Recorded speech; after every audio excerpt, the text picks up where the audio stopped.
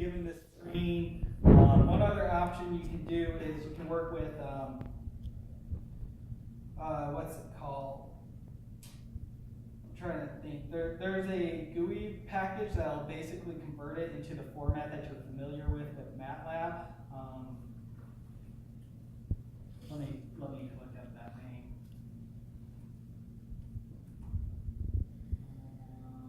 RStudio. So if you download RStudio, what it looks like is essentially like a version of MATLAB where everything will be open in there. You can write scripts, run it at the same time, and have graphs come up all within this one frame. That's not what I use. I use console. I just find it to be easier to write my scripts in a whole different window. Like all I have to do is hit File, New Script, and then I can write things here. So if I write x is equal to 3, and I select that and hit Control R will run that script into that console. So it's running like that. And here I have x. Now x is stored as a value 3. So just like MATLAB, you just can say this is equal to this and make it happen that way. One of the other things about R though is you can use this arrow function. So if I use less than and then a hyphen and say 3, x will be still equal to 3. If I do the same thing and hit x equals 5, x is now 5. So essentially the arrow is another way of telling the console, this is what I want to put in the variable here. All right, now if you write a function, you want to use the arrow. So you tell it, make x whatever function I'm going to run. So if I want to say sequence of 1, for sequence.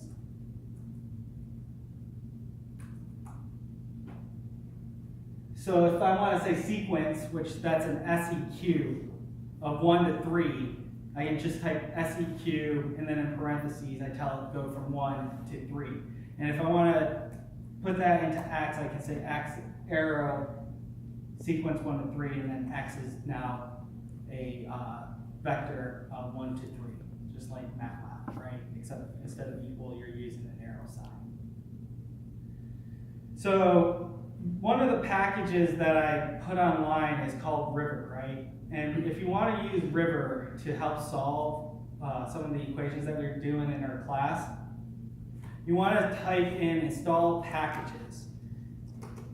And just like in MATLAB, I believe you can hit tab and it'll complete the name of a function for you, right?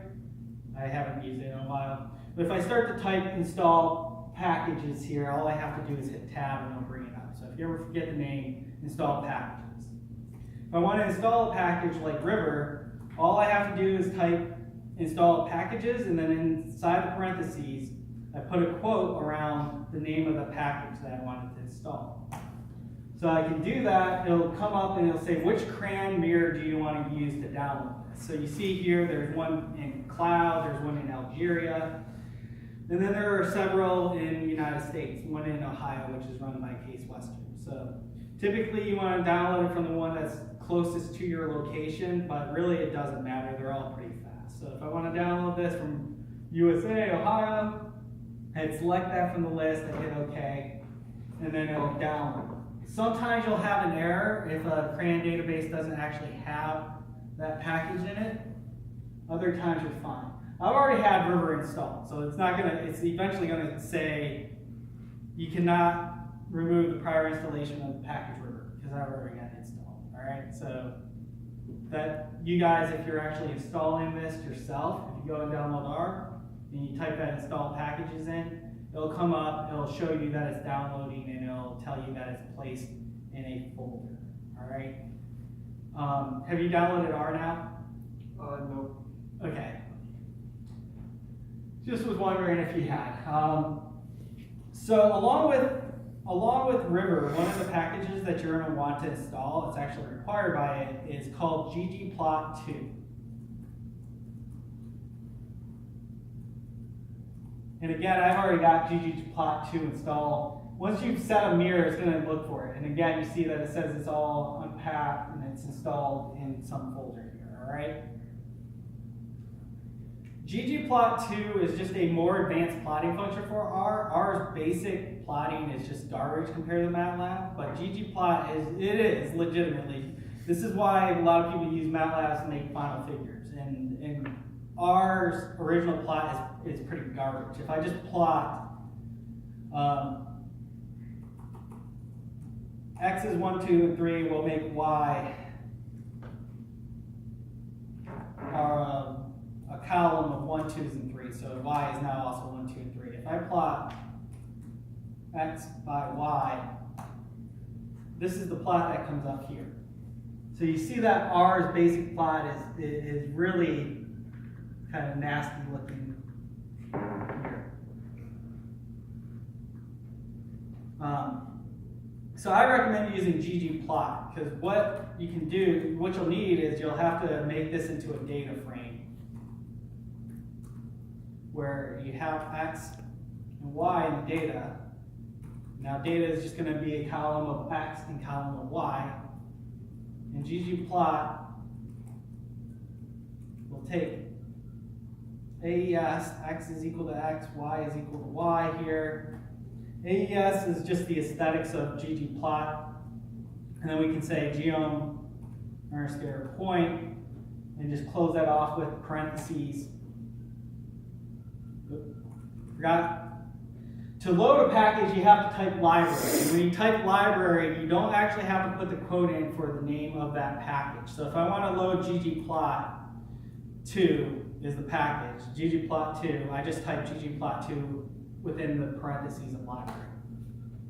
And it'll have say, oh, this was built under a different version of R, that doesn't matter.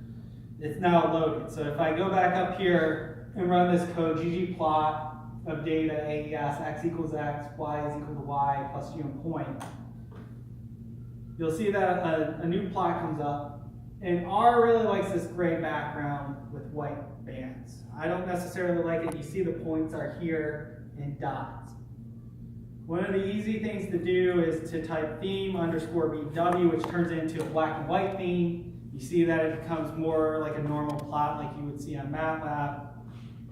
And you can do other things in here, like in geom point. If I want to change the size of that dot, I can change it to size equals 4, and you see that things are coming up. If you ever need help with ggplot or any function on R, there's information available from whoever created the package.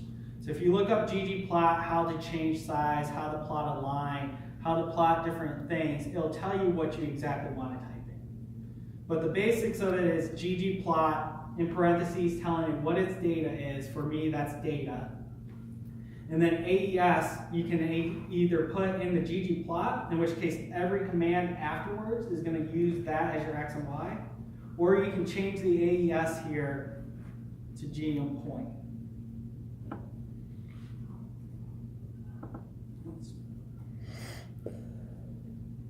So in this case, I'm just going to put AES in here.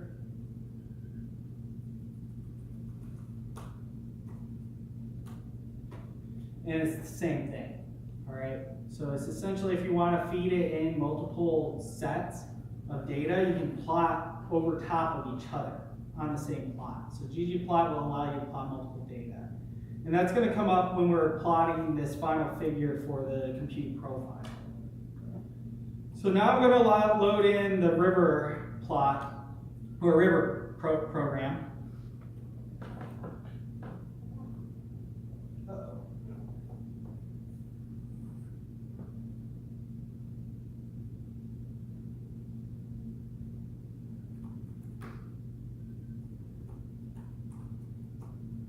Something happened there because river is not working.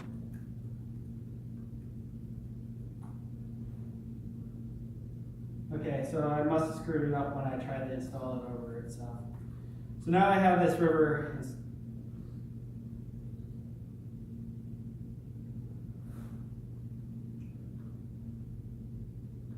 Let me see if I still have this.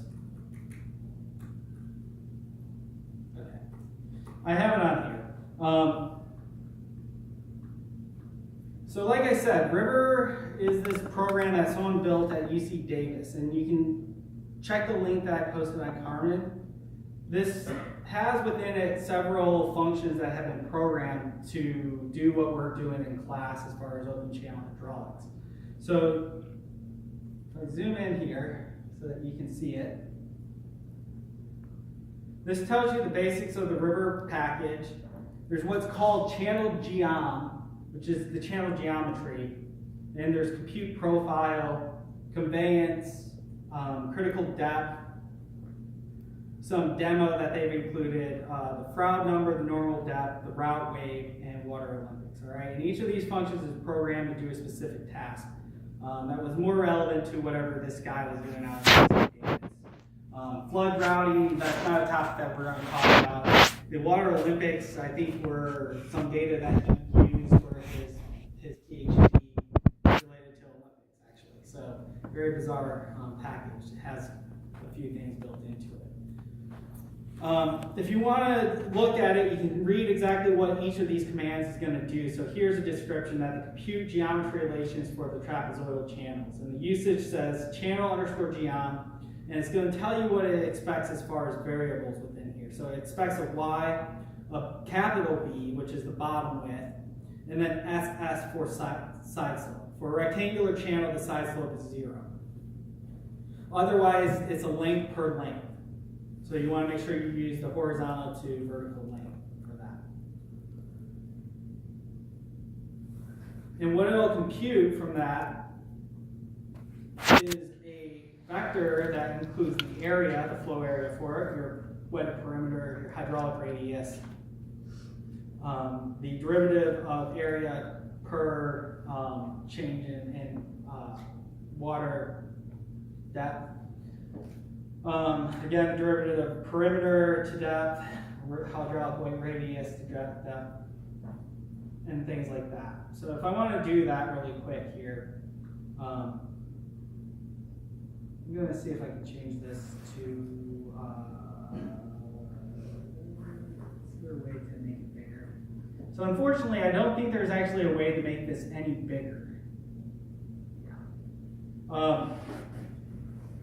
But we can run through an example that they've given us here. So I can type in channel underscore geom, and then in here, I can either type in the numbers in order with the variables, or I can specifically feed in a variable number. So here it shows 1.71, 100, 0. So this is the dimensions of a rectangular channel here. And the side slope is 0, essentially. So that's it. The area of that channel then is calculated for you here as 171. The perimeter is 103.4. The hydraulic radius is 1.6. And you see that those values do not change with any change in depth. So they change in area to depth. Well, that's 100. As depth is going to be the entire factor of what's changing there. But the change in top width does not change with the change in depth for a trapezoid or for a rectangular channel. So again, we can go up here and see what the variables are called. So you see that here it is expecting it in the order y, b, and ss. So if I change one of these, it's going to come out differently for you. You see now the area is 0 because I put this in place of the y, I put the side slope of 0. But in the same case, I can come in here and say SS is equal to 0. I can say y is equal to 1.71, and then b is equal to 100. And you'll see that the original answer comes out.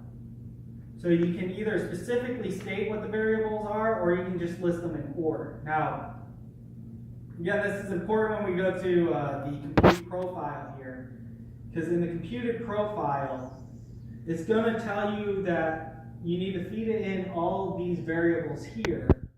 And it says z0 is equal to 0 and x0 is equal to 0. So it's already set to 0 for those values here, and what those are described down here. You can go through this and put in all the values for it, but if you do that, you want to make sure that you do include a 0 for z0. Otherwise, you can just say s0 is equal to whatever, and all those variables fill them in. But you just need to make sure that you're not mixing up the order if you just put in values. Does that make sense to you? Okay. So we're going to skip ahead here. That tells you exactly what it does, and it also tells you what's going to come out of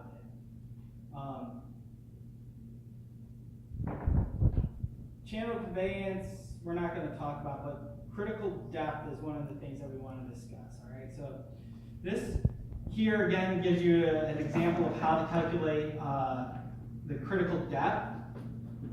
As long as you know what the flow rate is, the y-op is just an initial guess for the depth. So you have to supply R with an initial depth. It'll run over it in iterations for you from that initial estimate and then calculate the actual value. It also says here it wants gravity, so make sure you either supply it with the 9.81 or the 32.2, depending on the units that you're working with, base width and side slopes of the channel. So again, it'll know it's a rectangular channel with a 0 side slope, and otherwise you want to put in what the horizontal to vertical value is.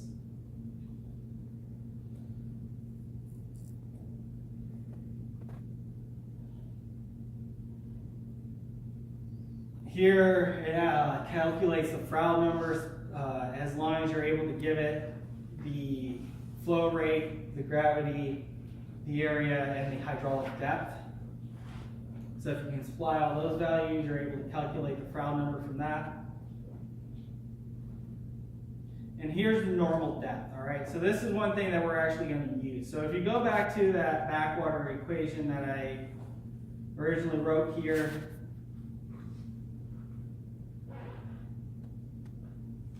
we had a 300-foot wide rectangular channel, the bed slope of 0.1%, Manning's N of 0.04, with this 8-foot high obstruction, and the flow depth is 3 feet.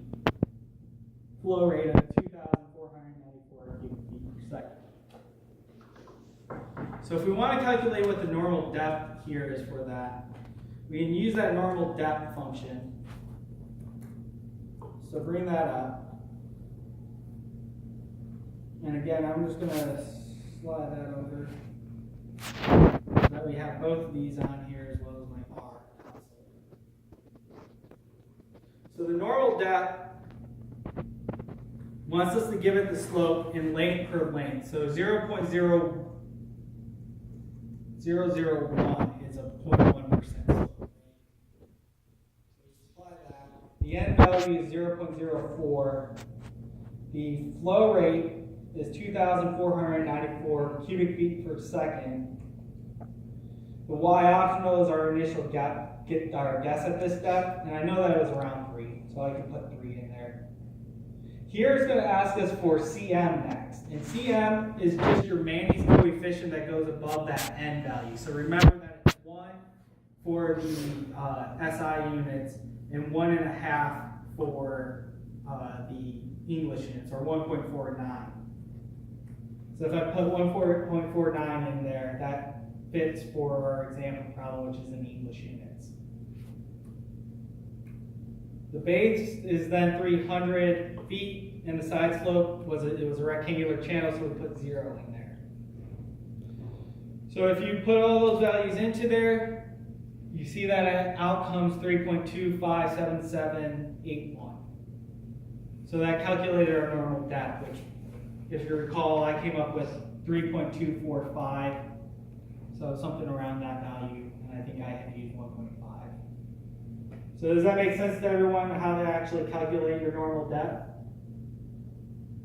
All right. Like I said, if you use this for the exam, all you have to do is copy this line of code and paste that into or write it on your document when you go to turn it in. Say you use R to solve it, and then put down the answer. So if you want to use this to solve for the normal depth anytime it shows up in the exam, you're more than welcome.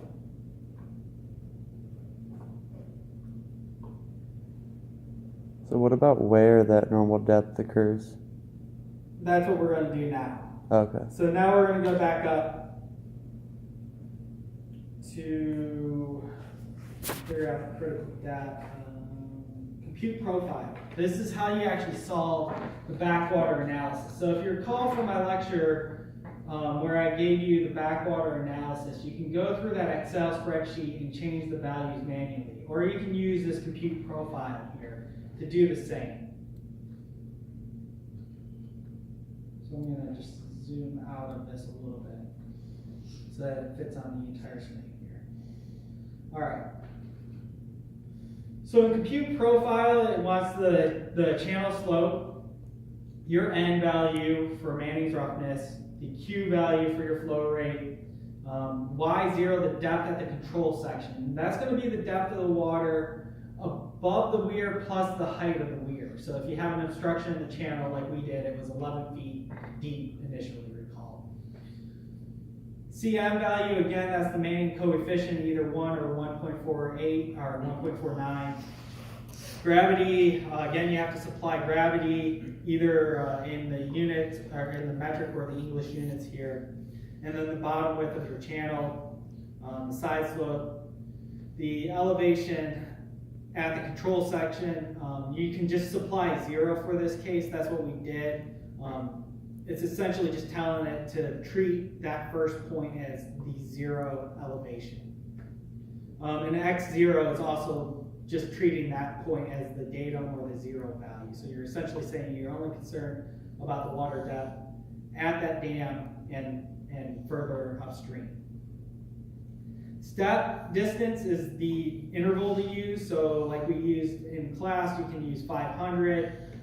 Because this is R and it's a computer program, it's very easy to do it at a very small scale. So you can go as small as you like. It's just going to create a bigger data frame and take a little bit longer on your computer. And then the total distance, you just want to extend it well out so that you can capture where it returns to normal depth. So if I type in compute profile here, and I've already done this earlier today, I put in the slope as 0.001, Manning's coefficient, the flow rate, the initial depth of 11 here, the Manning's value of 1.486. In this case, I use 486, but I'm going to change that to 1.49. The gravity factor is 32.2.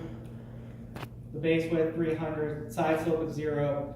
Treat the original points as 0, x and y.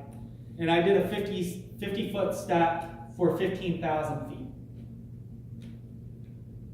If I just hit enter like that, what it's going to do is, one, it's going to tell you the channel geometry that it used, the model specifications, the change in x, the length for that, the normal depth, which here shows is 3.26. So again, that was pretty close to what was already calculated. You don't even have to use the normal depth calculation. And then the critical depth of this channel. So again, all that's computed for you by this compute profile. There's also this data down here in which it shows X, Z, Y, V, A, S, F, E, and Froude number. And so if you recall in that Excel spreadsheet, there were a lot of variables that were being calculated all at once. And that's essentially captured in all of this data here.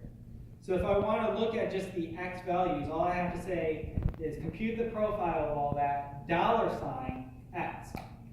And it's going to just show us the X value. So you'll notice that every single value there is spaced out at 50, all the way up to 15,000, negative 15,000. So here's going to actually treat those values as negative going back upstream. So that's one thing about this profile. What I recommend doing is when you do this compute profile, you want to give it a name. So I called it data, and then type the arrow sign, and the compute profile function with all the variables applied. And now data will be what was calculated by that compute profile. Does that make sense to everyone?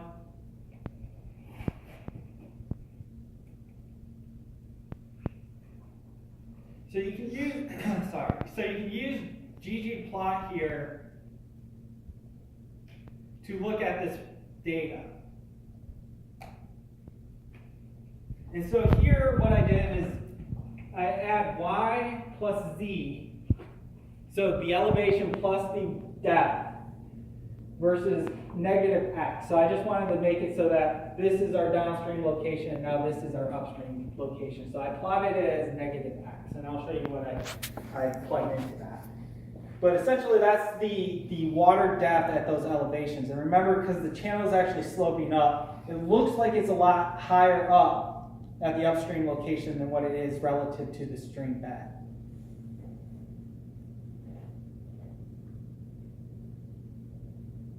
So what I did with ggplot is I say ggplot, and then I supply it data so that it knows to look inside that data frame that I now have as my computed profile. And here I have geom_line. So what you want to do is plot a line. And then in the AES, I gave it x is equal to negative x. So within that data frame, that x value is going to be converted over from negative values to positive values. Y is equal to y plus z. And then for this line, I said color is equal to, and in parentheses, or in quotes, black. So this is going to be a black line. And then I'll change the size of that line to 3. So I just say size equals 3. I then hit plus sign to that after the parenthesis is closed and say geom_line AES is equal with x equal to negative x, and then I say y is equal to z. And what z is going to be that stream bed itself. Close that off, I give that a color of blue, and then I can say size is equal to 3 again. And if we hit enter, here's your stream bed now, and then that is the water profile all the way up to 15,000 feet upstream.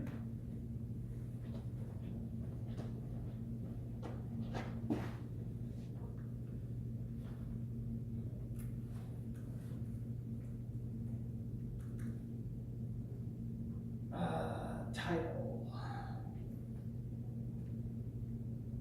equals, let me make sure that I'm doing this right.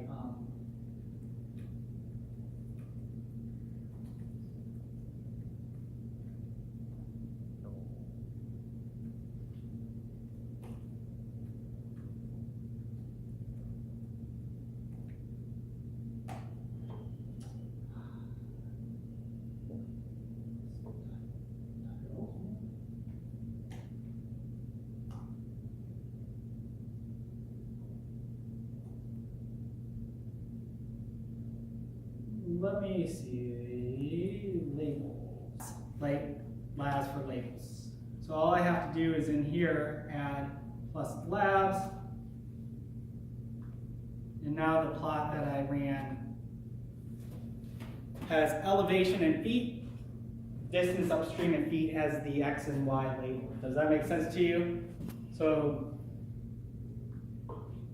just to run back over that, if you type in here ggplot data plus geom_line AES is x equal to negative x, y is equal to y plus z, color black, size 3, plus geom_line AES x equals negative x, y is just equal to z, not y plus z, color is equal to blue, size, plus label, and here it says x is equal to distance upstream in feet, and you put that all in quotes, either single or double, it's up to you. And then y is equal to elevation, parentheses in feet, and the quote and the parenthesis, you'll come up with that image. And like I said, it does that with the gray background here, which is really obnoxious and annoying. So if you want to get rid of that, you can say plus theme underscore BW. And that's already just pre-programmed in the ggplot, and that's just a black and white theme here. So again, it's just the same image, but without the gray background. So if you want to print that off, attach it to your exam, turn it in with that so you can provide me the profile, I suggest doing it with theme underscore BW. And you just look that up by saying black and white ggplot. So now finally, the one last step in this is you want to know at what distance upstream this channel reaches its normal depth, right? So now you have data again, and you have data $y. And recall that the normal depth here is shown as 3.26. So if you have the normal depth is 3.26, all you have to do is come down here and find where this reaches 3.26. And you'll notice that there's quite a range here. So if we want to, we can keep coming back here. And essentially somewhere between 278 and 79 is going to be the point where you reach that normal depth, okay? So here it's just telling you what position inside that vector you're dealing with. So 3.26025 is at 277. This is 278, and this is 279. So what do we want to select, 278 or 279? What does that represent, the 278? It just tells you the position in that vector of x values. So would you multiply that by your 50. step size? If you times it by 50, then you can figure it out. Or you can go and type data $x 278. So if we went and selected 278, and I type data $x 278 in brackets, so that's in brackets, not in parentheses, negative 13,850 feet is the point at which normal depth is reached. And then you solve it. So that's pretty much how you would use this program in place of using the Excel spreadsheet. You can plot out the profile, and you have the point upstream at which the normal depth is reached. You know what the normal depth is. Like I said, R has packages that people have built for almost any engineering problem that you can imagine. So if you search the internet, you'll find that R will have something that can be used to solve it. Yeah. Are we going to use R for the slides, or is this just extra? What I told everyone here is on the exam, if you have that backwater analysis question, if you have any question that can be solved